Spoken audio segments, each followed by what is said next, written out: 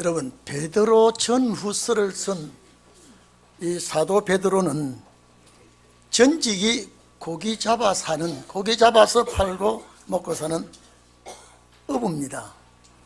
나이가 많도록 자기 직업을 버리지 못하고 갈릴리 바다에서 계속 어업에 종사하고 있었는데, 예수님을 만나게 됨으로 인해서 비린내 나는 어부의 옷을 벗어버리고 사도로서 활약을 하게 되었습니다. 베드로 전서를 보낼 때는 참 종교에 어려움이 많았고 박해가 있었을 때입니다. 그래서 소아시아의 북쪽 지역, 본도, 이 흑해 지역 쪽에 산악지대입니다.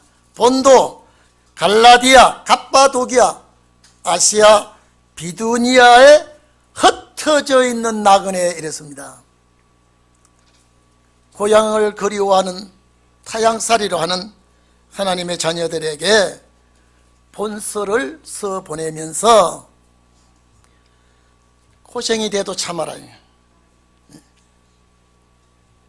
내가 이 편지를 너희에게 써 보낼 때에 어떤 시련이 와도 낙심하지 말고, 비소조롱이 있어도 속상해하지 말고 담대히 나가면 주가 도와주시겠다. 여러분, 예수님을 만나지 못했다면 이런 사도의 직분을 맡을 수도 없지만은 이런 권면과 주옥 같은 말씀을 할 수가 없습니다. 예수님을 만났기 때문에 예수님과 함께 훈련을 받았고, 성령이 그에게 임할 때에 아무리 대적이 흉흉하고 진리의 파괴자가 나타나고 종교를 박해하고 이래도 낙심하지 말아라, 속상해하지 말아라. 하나님이 우리 뒤에서 도와주실 것이다. 자, 이 편지를 써 보내고 두 번째 또 그 지역에, 먼저 전서를 보냈던 지역에 두 번째 편지를 보낼 때 그 후서를 보내면서 이제 주님 올 때가 되었다, 주님 오실 때가 가까이 왔기 때문에 주 앞에 서야 될 준비를 하라고 하면서 부탁의 편지를 보낸 겁니다.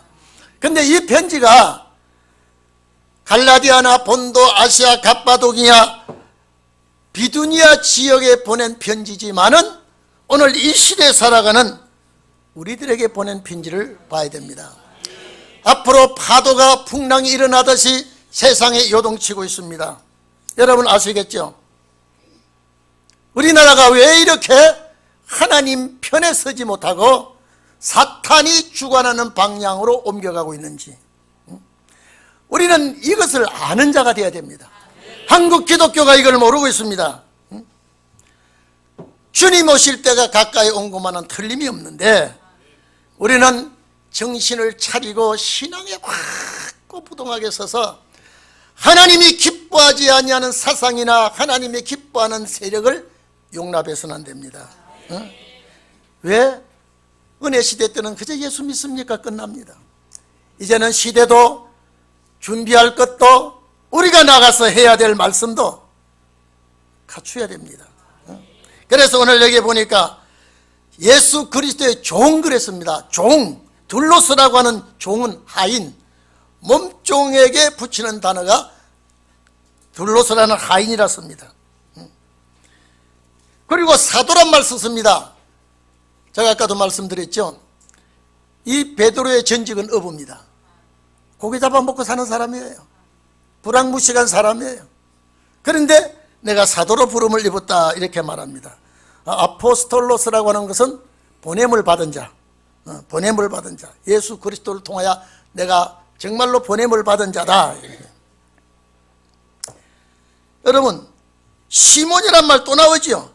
시몬은 하나님이 들으셨다는 이름인데, 이거는 예수를 만나기 전에 시몬의 아버지 어머니가 지어준 이름이 시몬입니다. 페트로스라고 하는 반석이라는 이름은 예수께서 지어준 이름입니다. 게바라고도 합니다. 게바는 케파스라고 하는데 수리아 이름으로 반석이라는 뜻입니다. 요한복음 1장 42절입니까 보면은 장차 내가 네게 게바라고 하리라 그랬습니다. 오늘 여러분, 우리의 사명이 반드시 말씀 안에 있을 줄 압니다. 여러분, 벙어리가 되어서는 안 됩니다. 시대를 내다보지 못해서는 안 됩니다. 여러분, 우리가 잘 알지요. 마태복음 16장 13절 이하에 보면요, 예수님께서 가이사라 빌립보 저 북쪽 지역입니다. 가이사라 빌립보 지역에 가가지고 예수님이 질문을 합니다. 도대체 이 사람들이 나를 누구라고 하느냐? 이렇게 물었더니 어떤 사람은 에레미야라고 합니다. 예루살렘을 향하여, 예수님이 예루살렘을 향하여 눈물을 흘리고 우실 때에 그것을 바라본 자는 에레미야라고 합니다. 어떤 사람은 뭐라고 그러더냐? 세례 요한이라고 합니다. 이 독사의 자식들아, 세례 요한이 그랬거든. 회개하라. 나무 뿌리가 도끼에 놓였으니, 여러분 가지치기가 아닙니다. 뿌리에 놓였다는 뿌리 뽑아 뿌리고 쳐버리겠다는 소리입니다. 하나님이 우리나라를 이처럼 축복해 주고 사랑해 주셨는데 엉뚱한 길로 가고 있는 것 대단히 위험한 일입니다. 세례 요한이라고 합니다. 그래. 또 어떤 사람은 선지자 중에 하나라고 합니다. 엘리야라고 합니다. 이런 여러 종류의 소리를 하고 있지만은 예수님께서 제자들에게 너희들은 나를 누구로 하느냐라고 할 때에 베드로가 적답을 합니다. 당신은, 우리말 성경에는 주는 그랬지만은 당신은 그리스도시요 메시아란 말이거든요. 살아 계신 하나님의 아들이라. 예수님이 깜짝 놀랐습니다. 바요나 시모나, 요나의 아들 시모나 이 말이거든요. 이 시몬은 여러분 보십시오. 시몬은 아버지가 지어준 이름이라 그랬죠.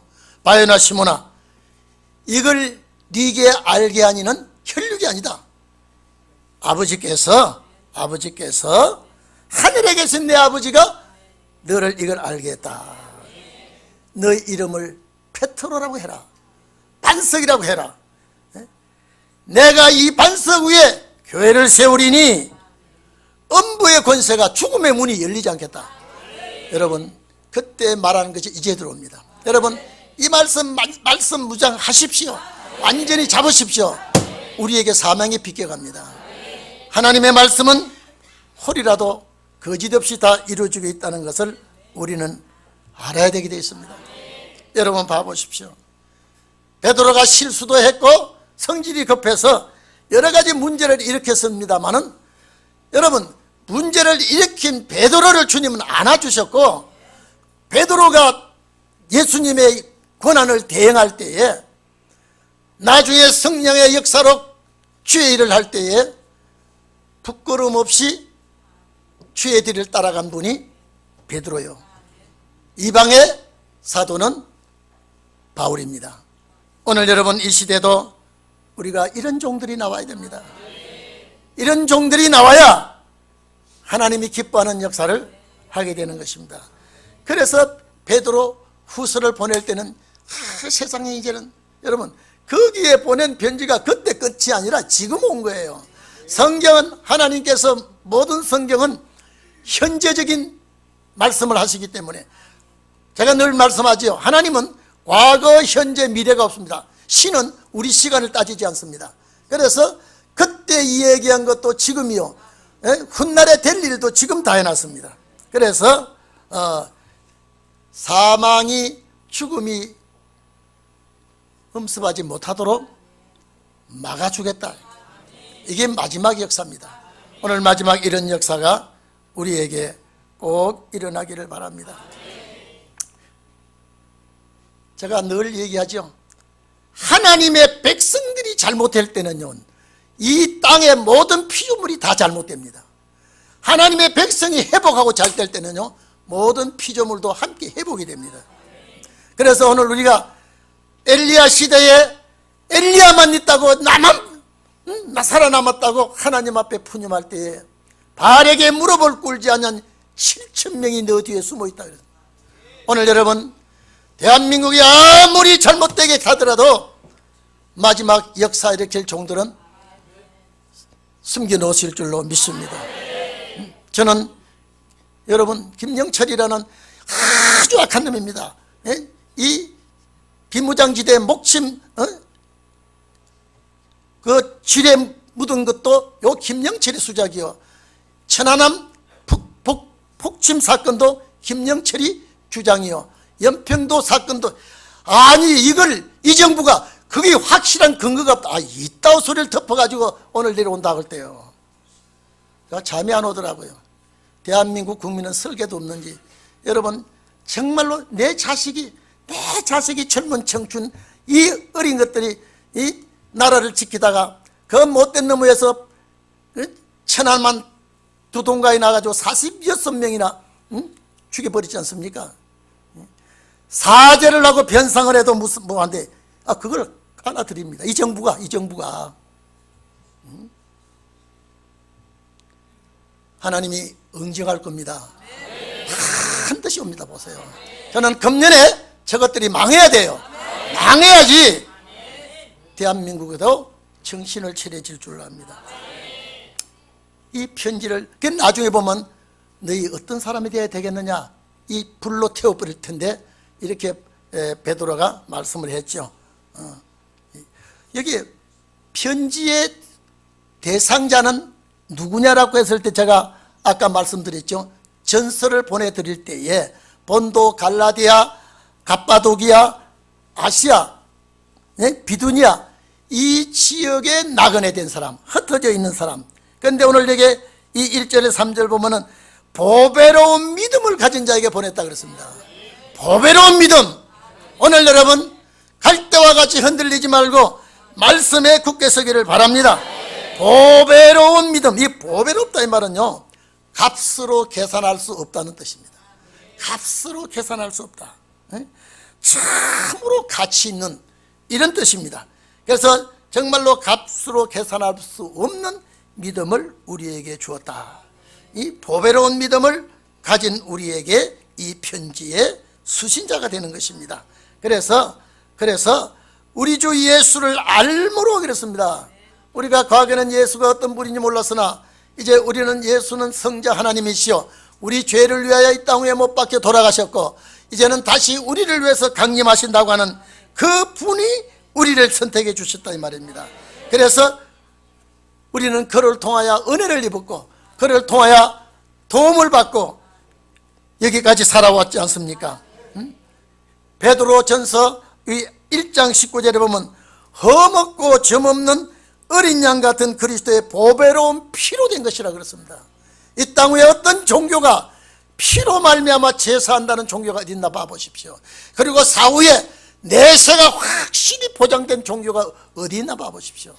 불교는 석가가 죽음이라는 것을 해결하기 위해서 저 히마리아 산에 들어갈 때 자식도 버리고 갔습니다. 마누라가 붙들었습니다. 뿌리치고 갔습니다. 죽음 문제를 해결하지 못하고 끝나버렸습니다. 어떤 종교가 사후의 부활 문제, 영생 문제를 놓고 또 신을 아버지라고 부르는 종교는 기독교밖에 없습니다. 그 하나님을 아버지라고 부르고 여러분 이렇습니다. 아버지는 자식에게 주고 싶어 하고요, 자식은 부모에게 달라고 그럽니다. 하나님은 우리에게 부를 때 반드시 뭘 주려고 부릅니다.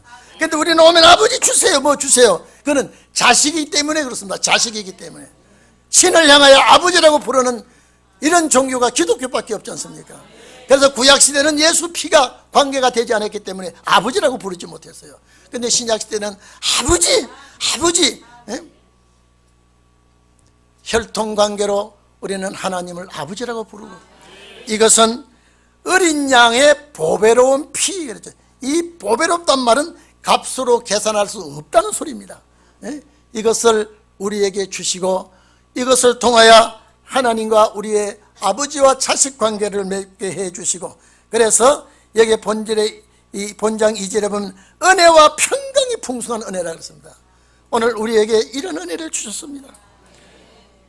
정말로 우리가 과거에는 우리나라도 불교를 섬겼고 유교 사상에 쩔어된 민족에게 기독교 복음이 들어와서 오늘날 급진적으로 발전하고 부흥하고 여기까지 왔는데, 하나님을 기쁘시게 하고 하나님을 영화롭게 하고, 정말로 우리는 구제받고 원조를 받는 나라에서 원조하는 나라, 구제하는 나라, 선교를 받던 나라에서 선교하는 나라로 되어 있다면요, 하나님과 단짝이 되어야 돼요. 하나님과 하나가 되어야 돼요. 이스라엘 백성이 하나님과 하나 되었을 때는 축복을 받았으나 하나님과 하나 되지 못하고 하나님의 싫어하는 사상과 통상하고 협력하고 받아들일 때는요, 여지없이 몽둥이 땜질을 했습니다. 강대한 나라가 들어왔고 질병이 들어왔고 한재가 들어왔고 여러 가지 문제가 일어난 것을 우리는 자세히 살펴보고 있습니다. 그리고 제가 글 쓸 때 여기 썼습니다. 왜 우리나라 역사도 잘 모르면서 조그마한 강원도만한 나라의 그 나라 역사를 자꾸 탐구하고 역사를 연구하고 보느냐. 하나님이 함께할 때는 축복을 받았고 하나님 앞에 범죄할 때는 재앙을 내리고 회개할 때는 용서받았고, 이걸 우리가 배우는 거예요. 그런데 우리나라가 지금 하나님 앞에 어떤 길로 가고 있는가를 알아야 됩니다. 우리 젊은 세대들이 좀 알았으면 좋겠어요. 기독교 역사에 얼마나 붉은 용의 가마를 받아가지고 희생이 얼마나 된지 압니까? 얼마나 많이 죽은지 아십니까? 전부 다 이 붉은 계통이에요. 붉은 계통이에요. 탈북자들 얘기 들어보면 여러분요, 그 북한의 용광로가 일하는데요, 옷을 빨가벗기고 일하고요, 그 먹을 걸 주지 않아서 배가 고파서 왜 쥐가 득실거리는 거 했더니요, 물었더니요, 시체 파먹는 쥐들이요, 살이 쪄가지고 깊이 묻지도 못하니까 그걸 잡아서 생거를 잡아먹고, 그것이 잡히는 거는 로또랍니다. 생쥐를 잡는 건요. 우리 민족이 그렇게 북쪽 땅에서 고통을 당하고 있는데 참 얼마나 교회를 정책인지 아십니까? 얼마나. 여러분요, 평화라고 하면서 전쟁하고요, 우리는 잘하자고 하면서 뒤에서 해꾸지를 하고, 지금까지 얼마나 속았는지 아십니까? 지금까지 얼마나 당했는지 아십니까? 우리는 이걸 보면, 우리는 오늘 이 말씀을 볼 때에 참 하나님 일어나시옵소서, 도와주시옵소서. 그런데 여기 보니까요, 4절에 보면 보배롭고 지극히 큰 약속. 오늘 여러분요, 사람 간에 만나는 약속도 중요하고 사업가들끼리 만나는, 무역하는 사람들끼리도 약속이 중요한데, 오늘 본문은 하나님과 우리와의 큰 약속입니다. 지극히 큰 약속. 오늘 여러분, 이 큰 약속을 우리는 가지고 있습니다. 여러분, 시시한 약속은 해도 그만 안 해도 그만 그렇지만은요, 큰 약속은 안 하면 큰일 납니다. 오늘 성경에는 마지막에는 큰 구원이 있습니다. 마지막에는 큰 환란이 있습니다. 이것을 이기게 해주시겠다고 오늘 큰 약속을 해준 것입니다. 약속을 가진 자 되기를 바랍니다. 약속을 가진 자. 여러분요, 좋은 약속을 가지고 살면 내 얼굴에 희색이 있습니다. 그러나 약속도 괴롭고 어렵고 힘든 거는요, 내 마음의 심적 얼굴에서 나타나고 있습니다. 그런데 오늘 여기 보니까 이 베드로가 여러분 우리에게 지극히 큰 약속, 지극히 큰 약속. 이게 뭡니까? 이게 이 소아시아 지역의 지극히 큰 약속은 오늘 우리에게 보여주신 약속인데, 지극히 큰 약속은 마지막 환난 날에 주님 맞이하는 겁니다. 여러분, 이 세상, 벌써 제가 보니까 오늘 2달 다 갔어요. 이제 세상에 엊그제 송구 영신 예배를 드렸는데 벌써 2달 갔어요. 그러나 이 죄악 많은 세상 빨리빨리 지나가고 주님 빨리 오셨으면 좋겠다. 주님 빨리 오셨으면 좋겠다. 오늘 여러분, 정말로 이 시대는요, 위장하고 포장하고, 저는 그렇습니다. 평화는요 구글에서는 안 됩니다. 절대 평화는 구글이 안 됩니다. 지금 우리나라가 얼마나 지금요 절절매고, 경상도 말로 걸뱅이 구걸하는 식으로 하고 있습니까? 내가 힘이 있어야 평화가 유지되고요. 우리는 정말로 하나님의 힘을 의지하고요, 하나님의 힘을 의지하고 살아가기를 바랍니다. 베드로 후서 3장 뒤에 3장 나오죠. 자, 하늘이 큰 소리로 떠나가고 체질이 뜨거운 불에 풀어지고 땅과 그 중에 모든 것이 드러나리로다. 이때 너희는 어떤 사람이 되어야 마땅하냐 그랬습니다.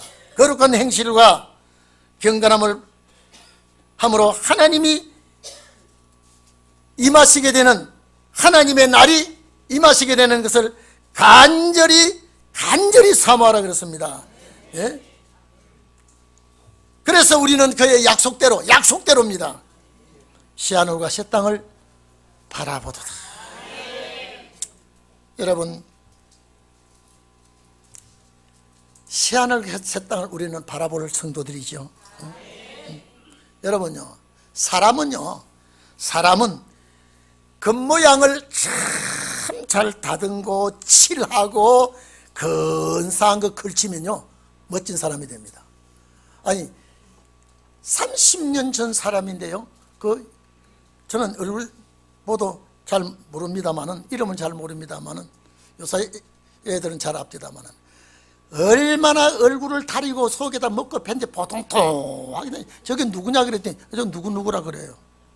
여러분, 외형은 다듬고 깎고 대림질하고 잘 만들어서 근사한 옷 걸쳐놓으면요 참 아름다워 보입니다. 멋져 보입니다. 그러나 그 속에 들다 보면요 내면에는 사악하고 쓸모없는 것이 가득 차 있습니다. 오늘 우리는 겉과 속이 똑같기를 바랍니다. 하나님을 중심에서 살아가는 성도 여러분, 하나님의 말씀을 붙들고 살아가는 성도 여러분, 이 시대가 이제 여호와 일어나실 때가 되고요, 정말로 모세 같은 역사 일어나야 됩니다. 바로왕 굴복시키는 역사 일어나야 됩니다. 바알신 450명을 기송강가에 쳐버리는 그런 역사가 일어나야 됩니다. 저는 여러분, 청와대가 미국에서 좋은 비밀을 안 주고 있어요. 주사파들이 꽉 짜고 앉아가지고요, 대문화하고 학생들이 그렇게 하던 것이 청와대 들어가가 정치를 모르고 있는데 무슨 일을 하겠습니까 지금요. 그러나 여러분, 제가 속상해 할 때 이상하게요, 제가 어떤 데는 12시 15분에 떡 TV를 뉴스가 어떻게 되는가 싶어서, 혹시나 박성목을 찾는가 싶어서 뉴스를 딱 틀어보니까요, 김동길 박사가요 대한민국의 소망을 앞으로 얘기하는데요, 이 태양이 서쪽을 쭉 기울어 넘어가듯이 저 중동 지역에서 유럽을 넘어가고요, 유럽에서 이제는 대한민국을 넘어오는데 이 태양빛이 한국을 비치고 있고요, 세계에서 이제 한국을 중심해서 사는 나라가 온답니다. 그 소리를 딱 듣고 잠이 안 와. 1시까지 가만. 여러분, 망한다는 소리보다 잘 된다는 소리 좋거든요. 아니 어떻게 좋은지 내가 속상해하니까 저 양반, 난 생각지도 않았습니다. 그래, 대한민국이 이제는 앞으로 한국을 중심해야 되는. 근데 김동길 박사는 성경을 몰라요. 성경 모릅니다. 그런데 앞으로 앞으로 되어질 일을 쫙 하는데, 그래 맞아, 저분이 좀 더 젊었으면 좋겠어. 그분 이북 사람이에요. 좀 더 젊었으면 좋겠다. 하나님 저런 사람을 더 건강을 주시고 좀 깨달을 수 있는 소리를 좀 많이 하게 해주시옵소서. 그러고 보니까 1시 반 떡 되길래 참 고마운 분이다. 어떤 주사가 그런 주사가 있고요, 어떤 좋은 약이 그런 약이 있습니까? 오늘 이 자리에 계신 여러분, 우리는 약속을 가졌습니다.